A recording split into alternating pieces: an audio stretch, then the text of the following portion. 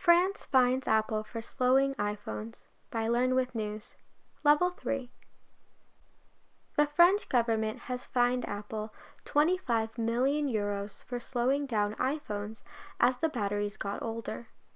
There was controversy in 2017 when it was discovered that Apple was purposely slowing down phones as the batteries degraded.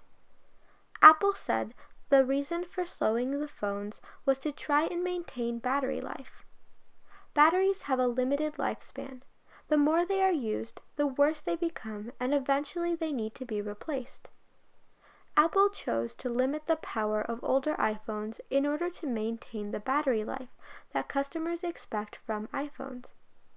Without the power limitation, old phones would turn off after an incredibly short amount of time because of a quickly depleting battery.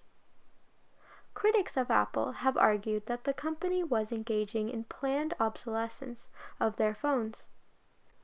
Planned obsolescence is the idea that a company tries to make their product stop working earlier than they otherwise would, so customers will need to replace them. The French government didn't go so far as to accuse Apple of planned obsolescence.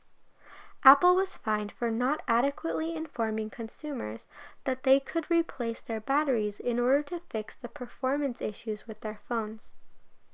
Apple temporarily reduced the price of an iPhone battery replacement for the whole of 2018 in an attempt to appease customers.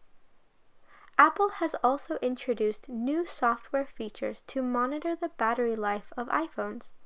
This includes giving users the ability to choose between battery life and phone performance once their batteries have degraded.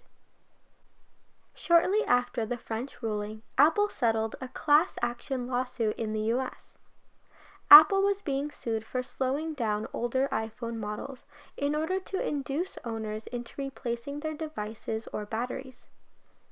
Apple denied the accusations, but agreed to pay up to $500 million to settle the case and avoid increasing litigation costs.